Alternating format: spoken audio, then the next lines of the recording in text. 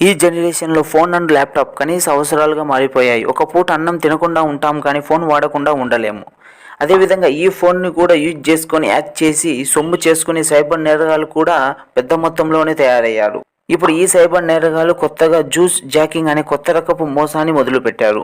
Public charging స్టేషన్లో malware version ద్వారా ఫోన్లను హ్యాక్ చేస్తున్నారు.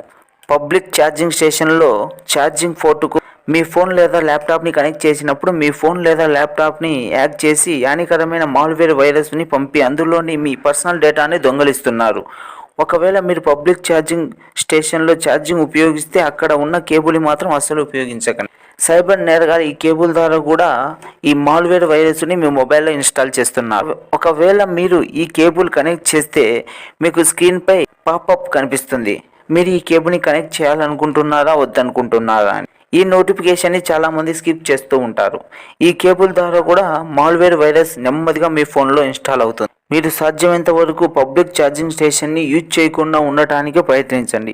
ఒకవేళ మీరు ఉపయోగించాల్సిన అవసరం వచ్చినప్పుడు మీరు ఛార్జింగ్ కేబుల్ని మీ మొబైల్కు కనెక్ట్ చేసినప్పుడు స్క్రీన్ పాపప్ కనిపిస్తే వెంటనే దాన్ని రిమూవ్ చేసేయండి. ఈ కంటెంట్ మీకు నచ్చినట్లయితే please like and share and subscribe.